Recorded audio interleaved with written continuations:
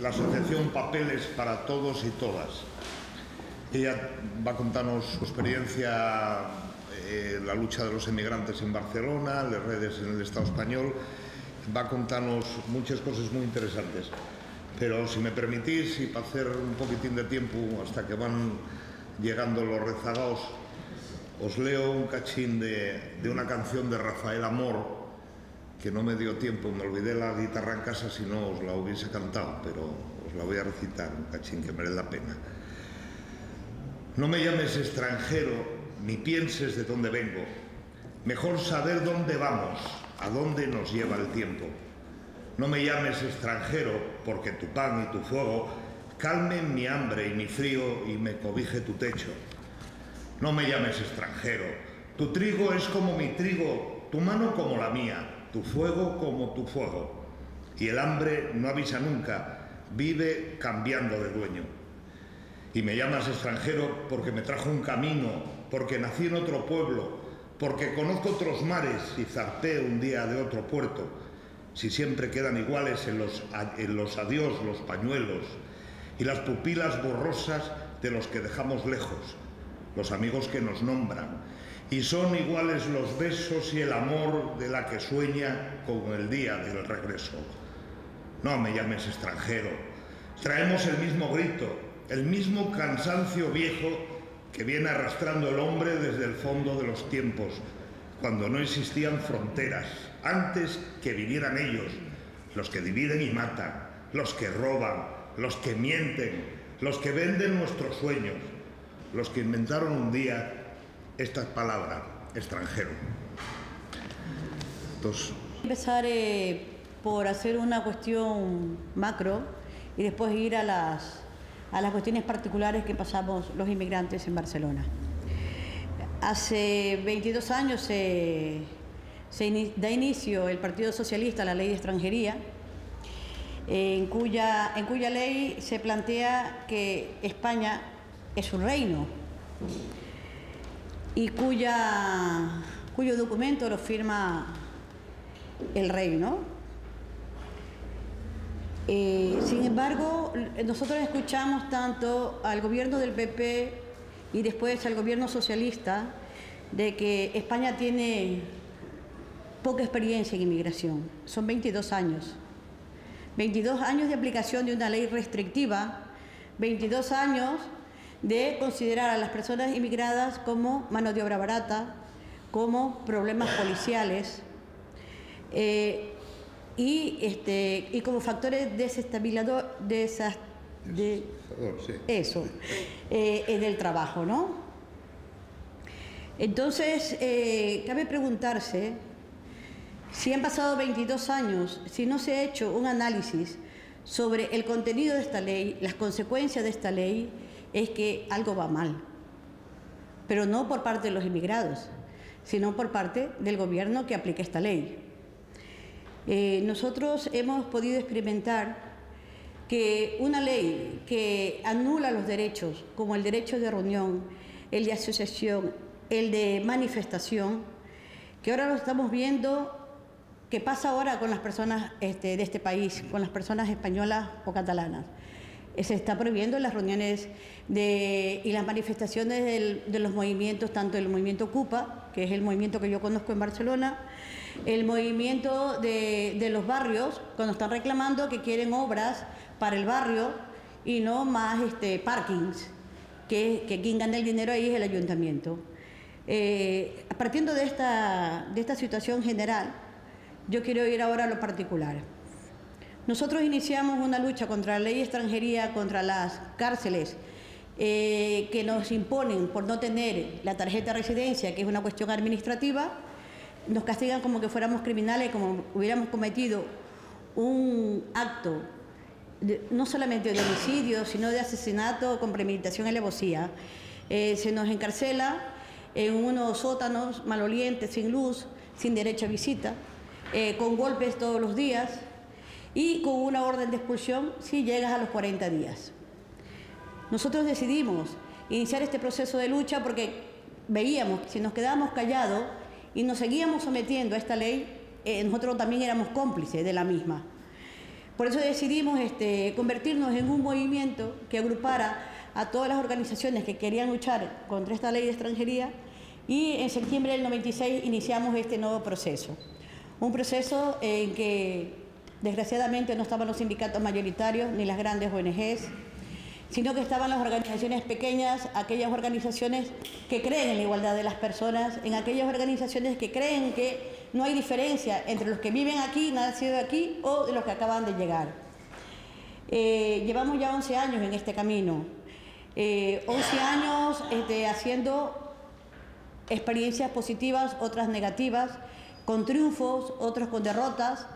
A partir del año 2000, nosotros empezamos a ver con claridad cómo se nos peloteaba de un sitio a otro, porque nadie quería asumir la responsabilidad del contenido de la ley.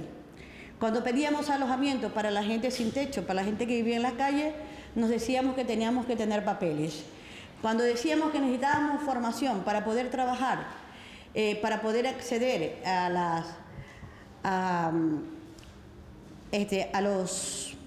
la demanda de empleo que tenía la Generalitat, nos decían que teníamos que tener papeles. Cuando decíamos que había una carta en Barcelona que dice que basta que tú vivas ahí, estés empadronado, tienes derecho a la atención sanitaria, tienes derecho a la vivienda, tienes derecho a la educación. Pero en la práctica no era así. Solamente estaba en un libro muy bonito, muy bien compaginado, pero que en la realidad no se daba. En el año 2000, la Universidad de Barcelona nos prestó su iglesia. Hicimos allí un encierro de una semana que avanzó 15 días porque no lográbamos una entrevista con el ayuntamiento, con la jefa de bienestar social. Eran compañeros africanos, compañeros del este, sobre todo de Bulgaria, de Rumanía y de Rusia. Cuando vimos que había una negativa de parte de la administración, creímos de que teníamos que decirle a los compañeros y compañeras que no había solución y que ellos tenían que tomar una decisión. El conjunto de la asamblea dijo que teníamos que seguir para adelante. No nos quieren dar alojamiento, pues queremos papeles para poder trabajar. Y se acercaron más compañeros de otras comunidades, como eran los pakistaníes, indios, bengalíes, los marroquíes, argelinos, y decidimos hacer un encierro en la catedral. La catedral ese día se cerró. La iglesia es católica, solidaria. Ese día nos cerró la puerta. Y hablamos con una iglesia que estaba al lado, que es la iglesia del Pi, que en esa época era el párroco Vidal. Nos dijo que sí, que si era una cuestión de corto tiempo nos podía dar, porque su iglesia era pequeñita, es románica, donde va mucha gente a visitarla. Bueno, ese día entramos 350 personas a la iglesia. El párroco, cuando vio que en verdad que nosotros queríamos hacer una huelga de hambre, dijo: os dejo todas las instalaciones. A partir de ahí se inicia en Barcelona una huelga de hambre de 15 días y 47 días de encierro. A partir de los 47 días, antes de que sea 8 de marzo, el Día de las Mujeres, firmamos un acuerdo donde el gobierno nos decía que no solamente a los encerrados en 12 iglesias nos darían los papeles, sino que a todas aquellas personas que no habían podido acceder a tener sus papeles en la regularización del año 2000. Además de eso, ustedes habrán leído en los periódicos que en el sur se volcó un camión con ecuatorianos que iban a trabajar en la fruta, ¿no? Y se hizo en Murcia también otros encierros. Hubo encierros en Madrid, hubo encierros en Andalucía, en Valencia, en Almería, y con toda esta gente había ya una presión social. Era el PP, mayoría absoluta, y también había una presión de la ciudadanía de este país, que nos apoyó en gran medida, porque desde el primer día que nos encerramos, los vecinos y vecinas fueron los que aportaron con el agua, con las mantas, con los colchones, para que no pudiéramos dormir en el suelo pelado. Esta situación cambió la actitud del gobierno, sobre todo en Barcelona. Estaba la señora Valdecasas, que no quería dialogar con nosotros, pero sin embargo, cuando vio que había una manifestación de 40.000 personas en la calle, más de 62.000 firmas recogidas, tuvo que iniciar con nosotros una negociación que se inició con el Síndic de Greuges, donde conseguimos que no se persiguiera a las organizaciones que estaban apoyando la lucha, ni tampoco a los encerrados. Y encerradas porque también hubieron mujeres que se encerraron. Al ganar esta lucha, nosotros pensamos de que íbamos a tener la posibilidad de tener una regularización permanente, de que no íbamos a tener más problemas de vivir escondidos, clandestinos, siendo señalizados, criminalizados, pero no ocurrió así. Después de este golpe de efecto que hicimos con el gobierno del PP, reformaron otra vez la ley de extranjería, que decía que era intocable, reformaron el reglamento y las cosas se pusieron más duras para todos los extranjeros sin papeles. Llega el año 2003 con el problema de Irak, con el problema del Prestige, y seguíamos con las puertas cerradas para poder alcanzar alguna regularización. Nosotros decidimos que el movimiento, ¿no?, decidió de que teníamos que salir otra vez a las calles, que teníamos que hacer manifestaciones para dar a conocer de que nos encontrábamos otra vez en una situación completamente delicada, porque la criminalización estaba al orden del día. Yo no sé si aquí en Gijón se escucha ese rumor que se dice que los inmigrantes nos regalan las casas de protección oficial, que nos dan las becas de las guarderías y del comedor de las escuelas. También que los inmigrantes que tienen un trabajo, un colmado, no paguen impuestos. Pues todas estas rumorologías siempre se han estado dando, por lo menos en Barcelona, ¿no? ¿Y de dónde parte esta rumorología? De la misma administración, porque la administración tiene que aplicar, según ellos, un correctivo que es de estar señalando al inmigrante siempre como algo que hace peligrar la convivencia ciudadana, que como somos muchos vamos a hacer perder la cultura española, que como somos muchos vamos a desequilibrar la economía. Sin embargo, los estudios y las estadísticas están demostrando, porque no solamente lo dice el propio Estado, lo dice la Caixa y otras fundaciones, que señalan que el Producto Interno Bruto de este país ha subido el 2,6% gracias al trabajo de la inmigración. Entonces, hay una contradicción ahí en cuando el gobierno dice que somos inseguridad ciudadana, cuando la mayoría de la gente está trabajando con o sin papeles. Porque este país y toda la Unión Europea necesita de la mano de obra de los inmigrantes, pero lo que no quiere darle estos gobiernos es el derecho a los inmigrantes. Por eso no le quiere dar papeles. Entonces hay un juego perverso ahí, de mantener a una gran cantidad de personas sin derechos, clandestinos, perseguidos, para poder expulsarlos cuando a ellos les convenga. Cuando necesitan mano de obra, puertas abiertas. No necesitan mano de obra, se te cierran las puertas y empiezan las expulsiones. Siempre hemos visto en la televisión cuando llegan las pateras, ¿no? Y todo el mundo dice, uy, nos están invadiendo, vienen muchos, este país no tiene para tantos. Pero si ustedes hacen un recorrido por toda España, hay muchos pueblos vacíos, un montón de pueblos vacíos, un montón de gente que necesita operarios, trabajadores en todos los campos. Sin embargo, se plantea de que nosotros somos un mal, ¿no?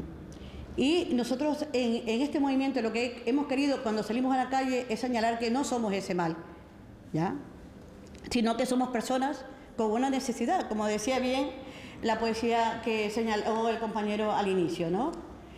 La miseria y el hambre no tienen fronteras, y como instinto del ser humano es inmigrar si te estás muriendo de hambre, si estás inseguro en tu país.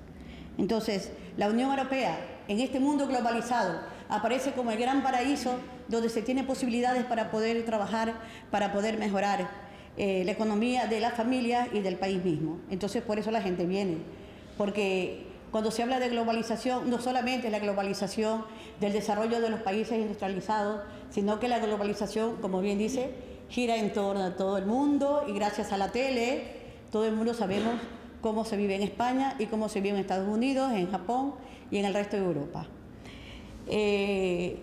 Sin embargo, nos dicen que la Unión Europea es un espacio democrático, un espacio de libres fronteras, un espacio donde se te respetan los derechos humanos, pero la experiencia nos ha demostrado que eso está bien en el papel escrito, ¿no?, en lo que señalan los políticos cada vez que van a elecciones, pero en la práctica no es así. En la práctica, los inmigrantes seguimos siendo, yo no sé si de cuarta clase, de cuarta categoría, lo único es que la marginación y la exclusión es parte de nuestro hábitat.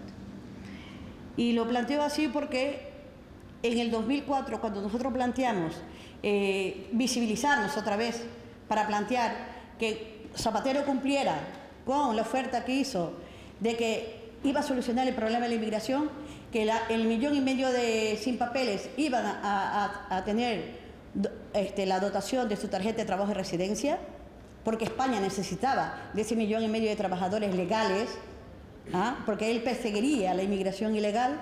Sin embargo, cuando llegó al poder, se olvidó de sus promesas y tuvimos que encerrarnos en la catedral a la fuerza, donde nos sacaron después de 9 horas, nos sacaron con los antidisturbios. Bajaron con cuerdas por la iglesia, que es un lugar santo, un lugar de asilo. Se comprobó que no era un lugar santo ni lugar de asilo. Que los sindicatos mayoritarios, por lo menos en Barcelona, no respetaron esa situación de lugar de asilo y, juntamente con el subdelegado del gobierno, firmaron el desalojo. Un desalojo que tiene firma y letra, puño y letra, identidad de las personas de esas organizaciones que lo firmaron.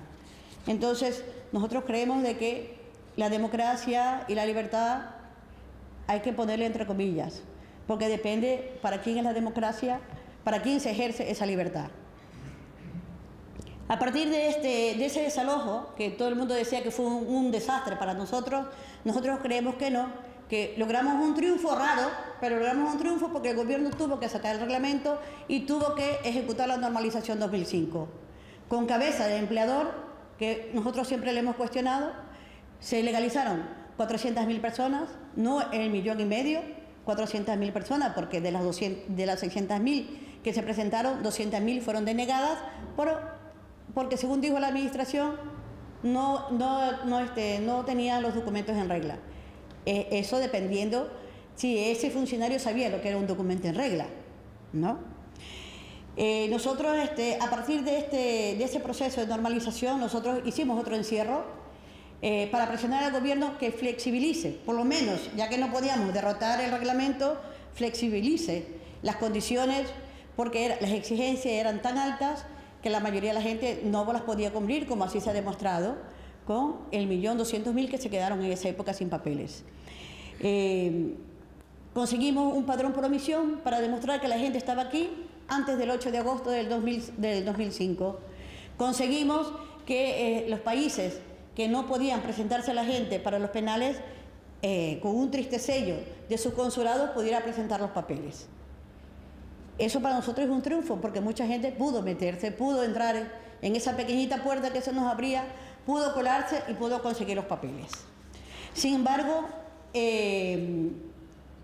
también tenía trampa este reglamento cuando se planteaba que la gente que se presentaba a esta normalización le iban a anular las expulsiones. Ustedes no sé si saben, pero cada persona que llegue en patera o es detenida en el aeropuerto o en cualquier sitio de frontera, le dan una orden de expulsión. Esta orden de expulsión va de 3 años a 5 años, no puede entrar al espacio Schengen, es decir, a la Unión Europea. Sin embargo, la gente está aquí y el gobierno sabe que no la puede expulsar porque sus países no las reconocen como sus ciudadanos. Sin embargo, no les anula la expulsión.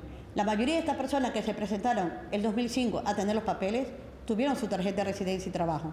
Han cotizado 6 meses, han pagado sus impuestos, pero en la renovación les dicen, tú no puedes renovar porque tienes una expulsión. El gobierno no cumple con su propia ley porque no anuló esas expulsiones y deja a la gente en estado otra vez de sin papeles. ¿Ya?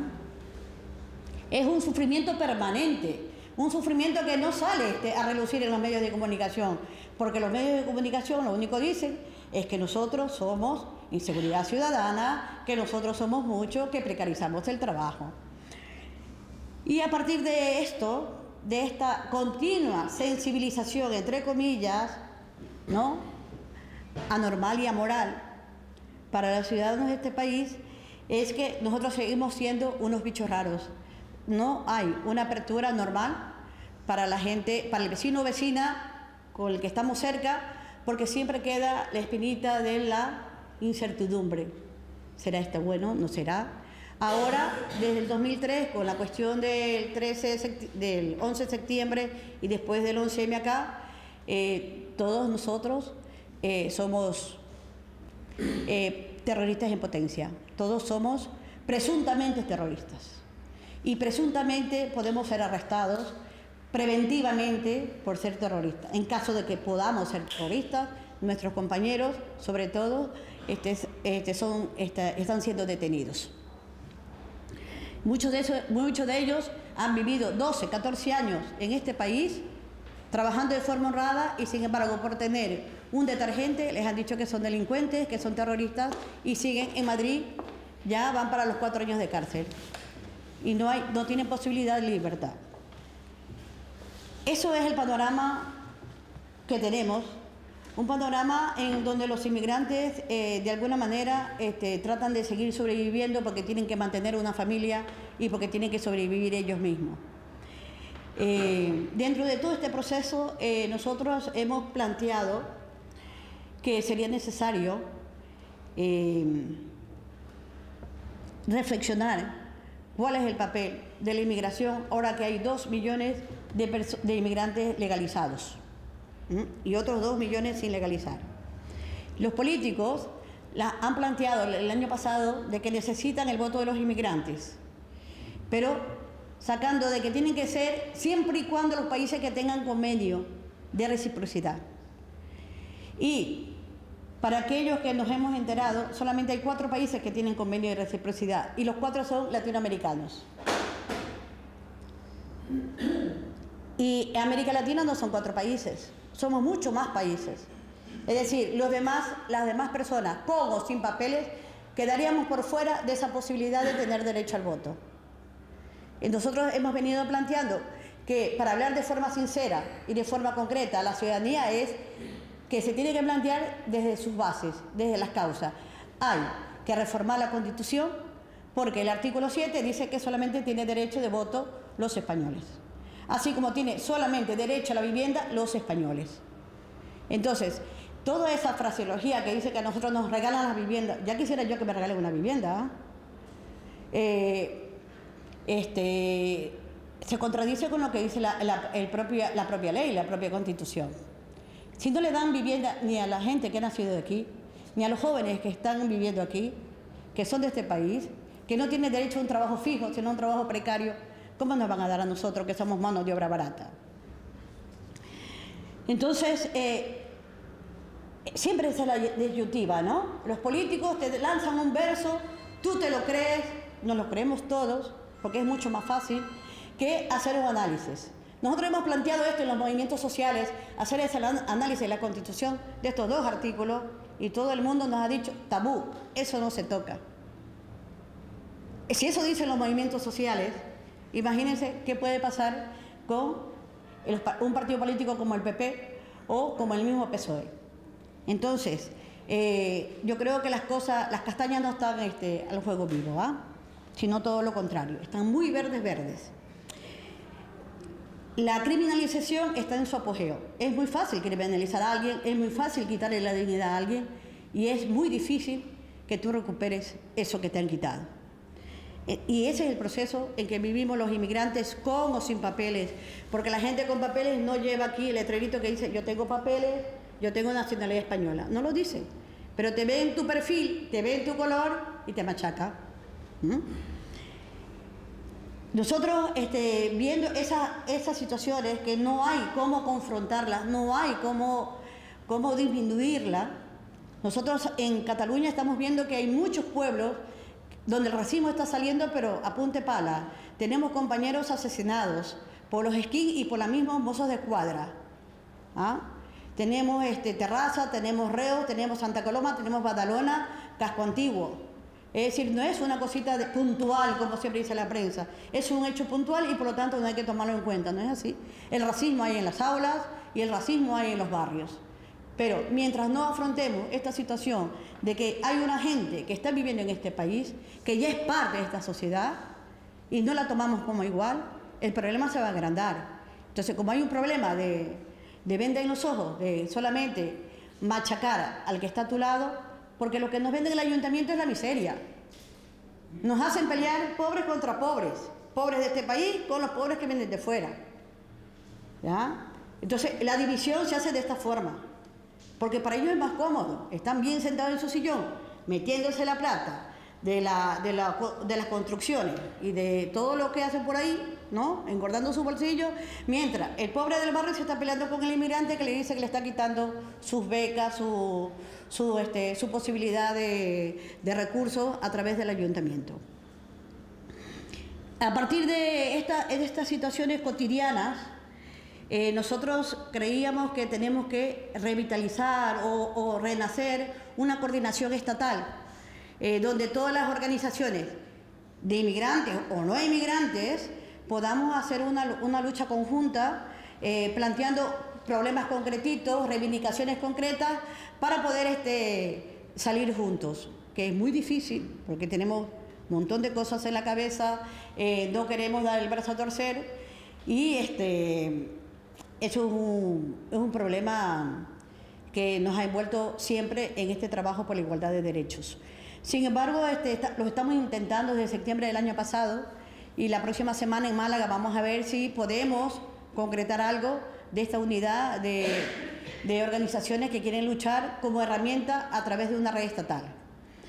Nosotros creemos de que las reivindicaciones que venimos manteniendo ya 11 años se mantienen hasta el momento. Es el cierre de los centros de internamiento, porque son cárceles de horror donde se violan los derechos humanos.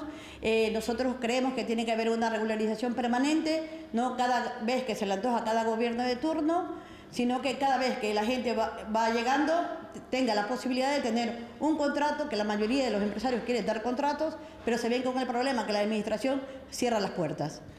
Creemos también de que hay que derogar la ley de extranjería, porque si somos ciudadanos de este país, ¿por qué tenemos que tener las leyes de este país más otra ley que nos pesa sobre nuestras espaldas, que nos hace diferentes, que nos hace inferiores y que nos hace vulnerables a cualquier tipo de ataque de parte de la policía y de la propia administración? Tenemos tarjetas que demoran de 6 meses a 1 año para que te renueven. ¿Qué empleador te espera 6 meses, 1 año, si no tienes tarjeta renovada? Porque también te persigue el inspector de trabajo. Y toda esta gente que tiene en espera su tarjeta se va a la calle, otra vez sin papeles.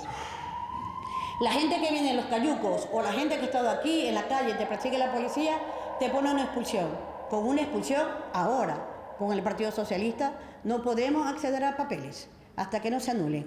Y ese proceso te lleva de 2 a 4 años. Es decir, es mucho más que el castigo por vivir aquí sin papeles. En la ley de extranjería ponen otros procedimientos, que es una multa de 500 euros y 300 euros, pero a la policía no le da la gana y prefiere expulsarte, porque para ello es mucho más alegre expulsar a una persona, porque sabe que no puede alcanzar los benditos papeles. Nosotros creemos que tenemos que desarrollar la iniciativa, la genialidad, para poder convencer a los ciudadanos de este país que estamos en una situación súper crítica, súper grave en cuestión de derechos humanos. Y lo único que lo podemos hacer es haciendo grandes cosas dentro de nuestras posibilidades, como es hacer manifestaciones, hacer encierros, hacer asambleas populares. No sabemos todavía qué otras cosas se nos puedan ocurrir para poder sobre la mesa una discusión sobre la inmigración, pero no una discusión de la inmigración que responda a los intereses de los políticos o de la administración, sino una discusión que responda a los intereses de los ciudadanos, de los vecinos y vecinas que nosotros formamos parte, ¿ya? Porque no se puede seguir viviendo así. Es una cuestión explosiva, es una bomba de tiempo que va a llegar un momento que va a explotar, y entonces ahí va a haber una gran confrontación, y no va a ser por culpa de los inmigrantes. Los inmigrantes vienen aquí a trabajar y quieren vivir en paz, quieren un trabajo digno para poder sobrevivir, pero ¿quién aumenta ese caldo de cultivo de odio, de enemistad entre unos y otros? Entonces, para nosotros lo primordial es eso, que tenemos que combatir ese racismo y esa xenofobia dentro de actividades pequeñitas o actividades grandes, dependiendo del lugar donde nos encontremos, para poder ir quitándole al gobierno todo ese lenguaje demagógico que ejerce sobre la población, planteando que somos un peligro. No somos un peligro, porque gracias a nosotros España está muy bien. No sé, todos los bolsillos españoles no, pero la economía española está bien. Gracias.